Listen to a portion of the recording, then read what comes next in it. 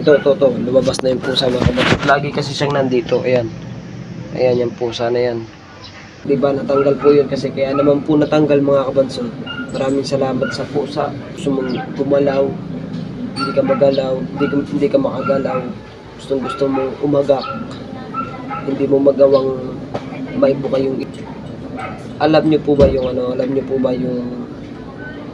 bangungot kagabi mga kabansot, kasama ng nangyari sa akin kagabi, hindi ko talaga makalimutan. Alright, so mga kabansot, good morning sa inyong lahat. Ayan, at panibagong araw at panibagong vlog tayo. So ngayon mga kabansot ay hindi ko na na-vlog yung mga kasi simula nung naggawa kami ng tindahan, hindi na nasubaybayan ng mga kabansot. Yung nasubaybayan yung paggagawa. So yung pag di ba nakapag-vlog pa rin ako nung pamimili sa aming tindahan. So ang hindi ko naman na-vlog doon mga kabansot ay yung mga pag-ayos dito sa tindahan namin.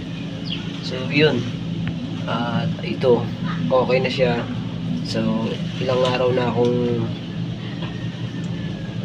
nagbabantay dito sa tindahan kasi nga pag Sabado at Linggo yung asawa ko yung nagbabantay dito, tsaka pati paghapon nagbabantay din dito yung aking asawa sa tindahan.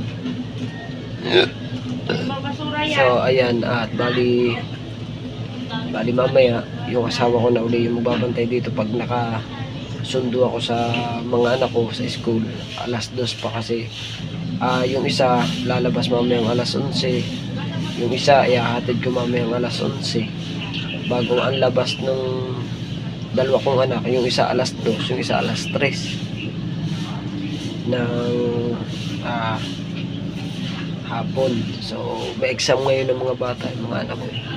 So ayan, at hindi ko na naipakita sa inyo yung mga pag separate ng mga paninda. So yun, bali pero okay naman, naka-separate na lahat. Ito. Ayan, at ito pa. Ayan, at yung pang mga nasa likod ko. Ayan, di ba? At yan pang mga nasa taas. Ayan, madami-dami din naman tayong tinda. Diba? Meron din ako nito sibuyas, bawang, luya, bigas. At siyempre mga kabansot, meron din akong mga soft drinks at saka frozen food para sa ready to cook. Diba? Hindi na maglalahok-lahok kasi meron nga kaming mga frozen food dito. Tsaka pa-itlog.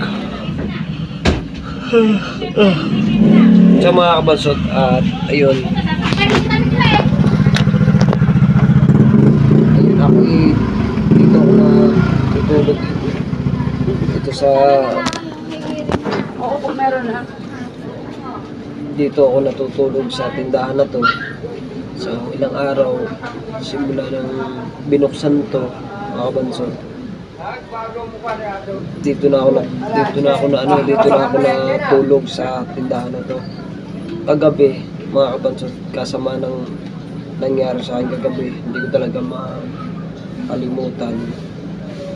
Alam ko mga kabansot, sa mga Pilipino na makakapanood po nito sa vlog ko ngayon mga kabansot, grabe hindi ko talaga inaasahan yung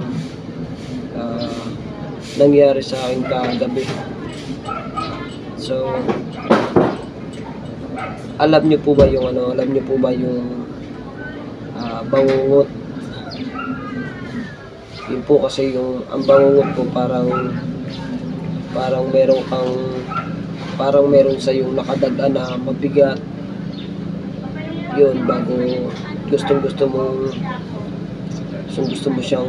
mong gumalaw, hindi ka magalaw, hindi ka makagalaw. Gusto mong umagak, hindi mo magawang maibuka yung iyong bunganga kasi nga ganun pala yung mga kabansot, yung mga na babangungot. So hindi lang, di ba, natanggal po yun kasi kaya naman po natanggal mga kabansot. Maraming salamat sa pusa. Asan yung pusa na nandito? Aray mga kabansot, nasa silong siya eh. Ayun, yun, laking pasalamat ko mga kabansot dun sa pusa na yun, sa pusa na Margis.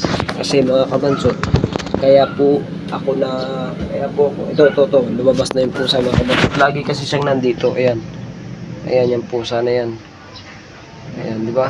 Laking pasalamat ko dyan sa pusa na yan kasi lagi po siyang nandito sa tindahan eh, kasi gawa nga po, kaya nandito po siya lagi, gawa ng kanyang anak na dun sa itaas po, dun sa tinutulugan ng mga tibani, kasi dito ako natutulog sa baba. So hindi lang po isang beses nangyari sa akin yung kagabi, kundi 2 beses po. Yung una po, kaya po naman ako na kaya po ako nakagalaw, natalunan po ako ng pusa sa paa. Kumbaga parang nadali po yung paa ko pagtalon, kasi ang pusa po nandito sa rep, nandiyan po siya. So yung akin, kaya naman nga ako nakagalaw, na natalunan ako ng pusa, kumbaga nadali yung paa ko. Kaya ayun, kaya ako nakagalaw kagabi, kaya so ayun mga kabansot, kaya ang ginawa ko kagabi, hindi na ako natulog sa amin. Masok na ako sa loob, mga bandang mga kabansot, mga bandang alas 12 siguro ng gabi yun. So hindi na ako matutulog ulit dito mga kabansot, kasi natakot ako sa nangyari kagabi. Hindi ko talaga inaasahan yun na magkakaganyan ako, na ako talaga mga kabansot, sa totoo lang, bangungutin talaga ako. Simula kagaya nung nagpunta ako kay Nakautin mga kabansot sa may Batangas, talagang binabangungot na ako. Hindi na, naka-vlog na ako. Sinasabi ko lang kagabi, yung ako'y nabangungot, kundi dahil dun sa pusa na yun, pusa ng Mata Jessa, nandiyan siya kagabi. Eh gusto niya lumabas, gusto niya kalakakasin siya dun sa butas na yan. Tumalun siya, pagtalon niya dun sa pako po siya. Kaya ako nakagalaw. Kaya dun ako natulog sa atin eh. Hindi ko na naligpit ang higaan ko din eh. Bilisan mo na at 8 na, 30. So punta muna ako sa bayan mga kabansot. Ayun lang, sinare ko lang sa inyo yung nangyari sa akin kagabi.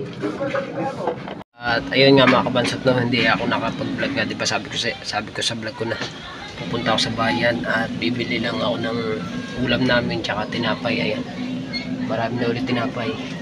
So yan mga kabansot, no, at bali hanggang dito na lang yung ating vlog, at